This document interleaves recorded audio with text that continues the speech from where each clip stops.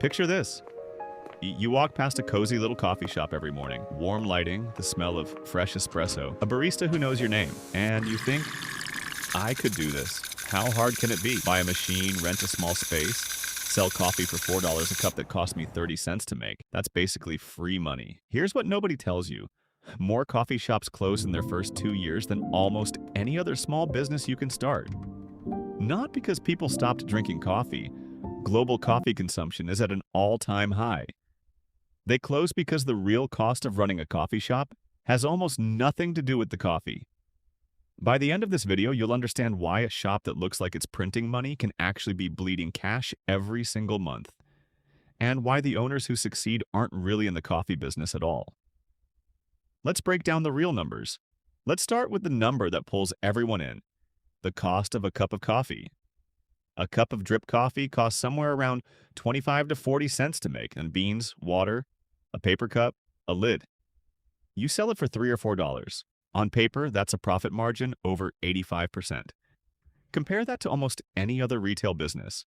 Clothing stores run maybe 50% margin, restaurants run 60 to 70% on food cost alone. And coffee looks like the best deal in retail. This is the number every aspiring owner sees first. It's also almost completely misleading for one simple reason. The cup of coffee is not the business. The building around it is. A coffee shop isn't really selling coffee.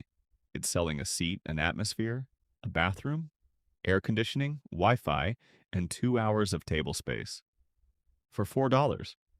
And all of those things cost money whether or not a single customer walks in the door. Here's where the real math begins. Before you've sold a single drink, rent and build out. A small cafe location, even in a modest area, typically runs somewhere between $3,000 and $10,000 a month depending on the city and foot traffic. But the bigger shock is the build-out cost. Plumbing for sinks, electrical for espresso machines, ventilation, furniture, POS systems, and permits. A modest cafe build-out commonly runs anywhere from $150,000 to $500,000 before you've served a single customer. Some specialty coffee shops with custom design run well past that. Equipment. A commercial espresso machine alone can cost $15,000 to $30,000. Add a grinder, a water filtration system, a refrigerator, an ice machine, a dishwasher, and equipment costs alone can eat another $50,000 to $100,000. Labor. This is the cost most first-time owners underestimate the most. A single barista shift doesn't run a coffee shop. You typically need 2 to 3 people on the floor during peak hours. Someone on espresso, someone on register, someone prepping food.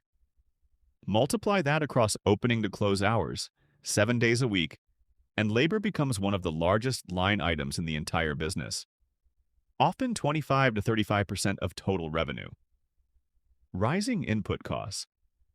Global coffee bean prices have been extremely volatile in recent years due to weather events affecting major growing regions. Milk, another core input, fluctuates with dairy markets. A shop that built its pricing around last year's bean costs can suddenly find its margins compressed overnight. Add it all up, and a shop's break-even point often isn't some small number of daily cups. It can require selling several hundred drinks a day just to cover fixed costs before a single dollar of actual profit appears. Let's run a simplified version of the numbers. Say a small cafe brings in $25,000 a month in revenue. Sounds solid, right? Now subtract rent, around $6,000. Subtract labor, roughly $8,000.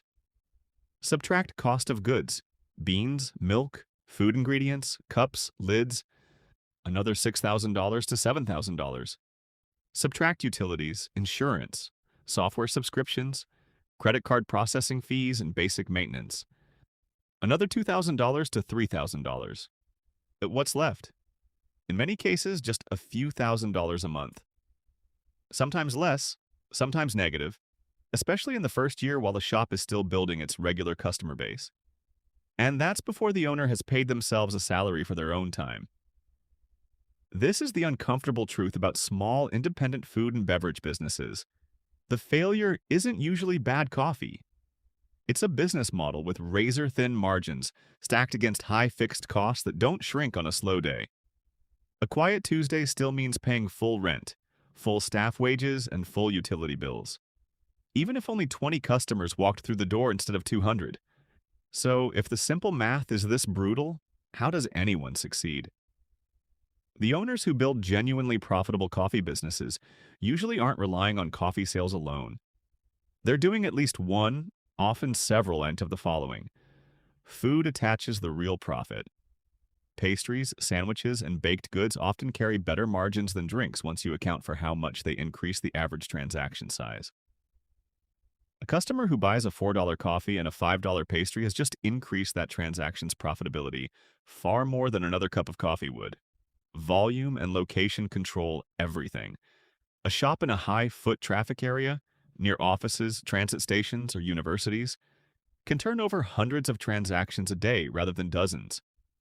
At high volume, fixed costs stop being scary because they're spread across far more sales. This is exactly why prime real estate commands premium rent. The location itself becomes the product. Multiple revenue streams beyond the counter. Successful independent shops increasingly lean on retail bags of beans, branded merchandise, catering for offices and events, subscription coffee delivery, and even licensing their brand or opening additional locations once the model is proven. Coffee becomes the entry point, not the entire revenue model, owning versus renting the real estate. Some of the most financially successful cafe owners eventually buy the property their shop sits in, or build multiple locations to spread corporate overhead, accounting, marketing, training, across several revenue streams instead of one. At that point, it starts to resemble something closer to a small real estate and brand business that happens to sell coffee. Franchise and licensing models. This is why many national coffee chains generate wealth for owners not through the coffee itself, but through franchise fees, supply contracts, and real estate. Remarkably similar in structure to how major sports franchises we've covered on this channel generate value less from game day tickets and more from broadcast deals and real estate around the stadium. The pattern repeats across industries. The product on the surface is rarely where the real value is captured. Beyond the day-to-day math, there are structural risks that catch new owners off guard. Lease risk. Commercial leases often run 5 to 10 years, frequently with escalating rent clauses. If the neighborhood changes, foot traffic drops, or a competitor opens across the street, you're often still locked into the same rent obligation. Seasonality.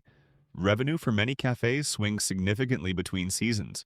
University area shops can see revenue drop sharply during school breaks, while shops near outdoor seating see summer spikes and winter slumps. Staff turnover. Food service has one of the highest employee turnover rates of any industry, meaning constant hiring and training costs that rarely show up in a simple profit and loss projection. Health and safety compliance. Regular inspections, permit renewals, and code updates all carry ongoing costs and the risk of forced closures if standards aren't met. None of these show up in the exciting version of the pitch, the one where you just calculate the cost of a cup of coffee and multiply it by however many customers you imagine walking in. Here's the pattern that connects almost every obviously profitable business people romanticize: coffee shops, restaurants, gyms, sports teams. The product people see is never the actual business. A coffee shop isn't selling coffee. It's managing a small real estate operation with a very specific, very tight labor and inventory model layered on top. The owners who succeed aren't the ones who make the best coffee. They're the ones who understand rent, labor efficiency, foot traffic, and additional revenue streams well enough to survive the months when the obvious math doesn't hold up. This doesn't mean opening a coffee shop is a bad idea. Independent cafes absolutely can be profitable, meaningful businesses, but only for owners who go in treating it as a real estate and operations business first and a coffee business second. So the next time you walk past a busy cafe and think, this must be printing money, remember the real numbers sitting behind the counter. The $4 cup of coffee isn't the business. The rent, the staff, the lease, and the seat you're sitting in. That's the real cost of the dream. If you found this breakdown useful, this is exactly the kind of hidden economics we dig into on this channel. How ordinary-looking businesses actually make their money. Subscribe if you want to keep seeing behind the curtain.